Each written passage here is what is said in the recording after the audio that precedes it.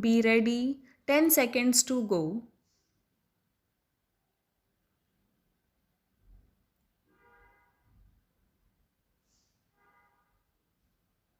Start. Sir, 80% of this country's population lives in villages and a majority of them are landless laborers and marginal farmers.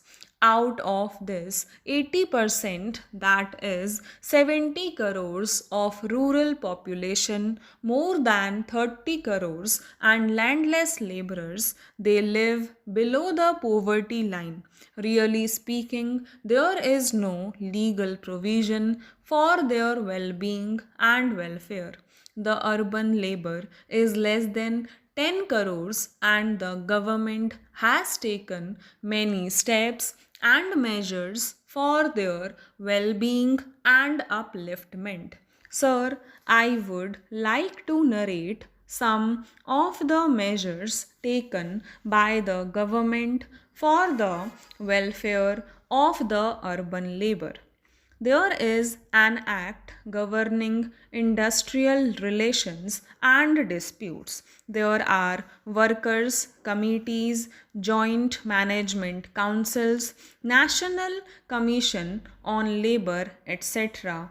The government has also taken many steps for social security, like the Employees State Insurance Scheme, Employees Provident Fund, Family Pension, Maternity Benefits, etc. for this industrial and urban labor.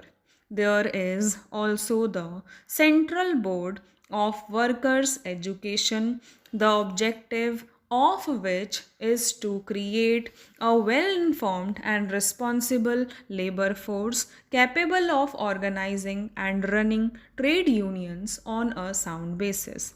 All these measures are taken for the benefit of the industrial labor, mine labor, and dock workers. But what about the landless labor and the agricultural labor, which consist of a formidable portion of the labor force of the country? Do they not contribute anything for the development of this nation?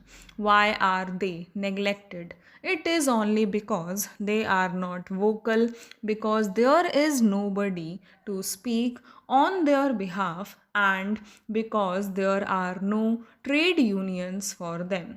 The trade unions of the urban labor exploit the industry.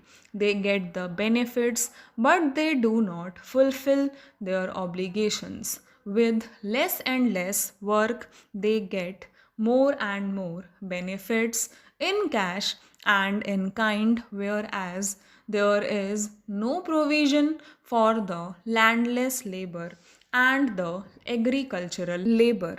Millions of them die without food. The government should make statutory provisions for security of living wage and suitable working conditions for the agricultural labor. Sir, majority of this landless labor and the agricultural labor is heavily burdened by debt. The money lenders suck their blood and exploit them. The crushing burden of debt on them should be removed. Special tribunals should be appointed to inquire into this, and all debts which are beyond the capacity of the peasants to pay should be liquidated.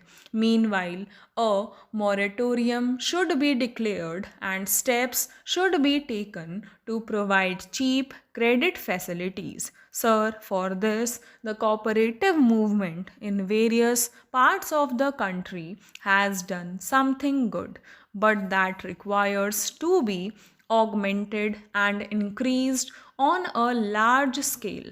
Sir, many of these landless laborers and agricultural laborers suffer only because there is no land for them.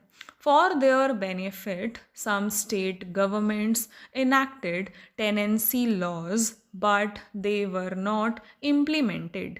The greatest hardship which they suffer from is that they are landless.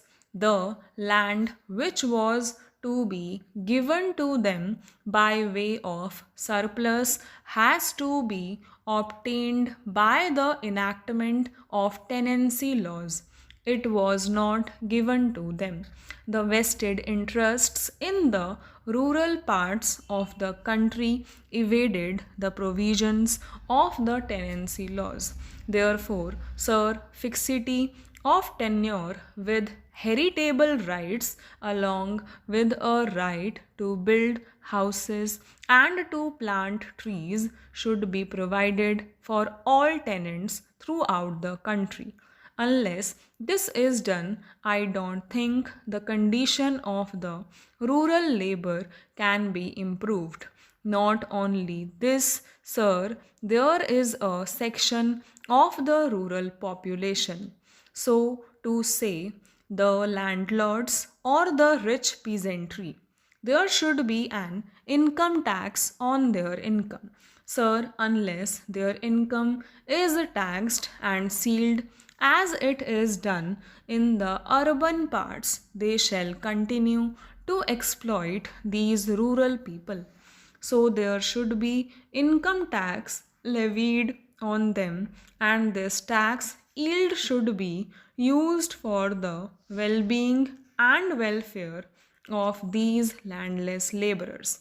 Now, sir, as I previously stated, the cooperative movement is, so to say, a movement which can help these rural laborers. For this purpose, the rate of cooperative farming and collective farming can be stepped up in this country.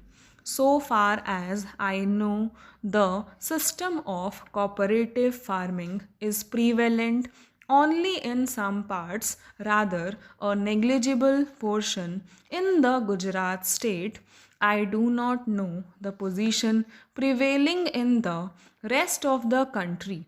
But so far as my state is concerned, there are some societies formed on a cooperative basis for the benefit of agricultural laborers, and they are mostly composed of landless laborers, and they get government waste land from the government.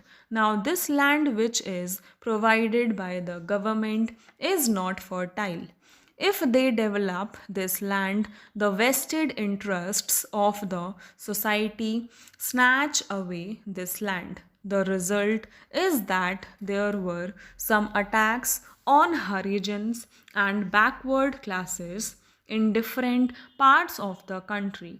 A majority of attacks on Harijans and backward classes are only because of land disputes.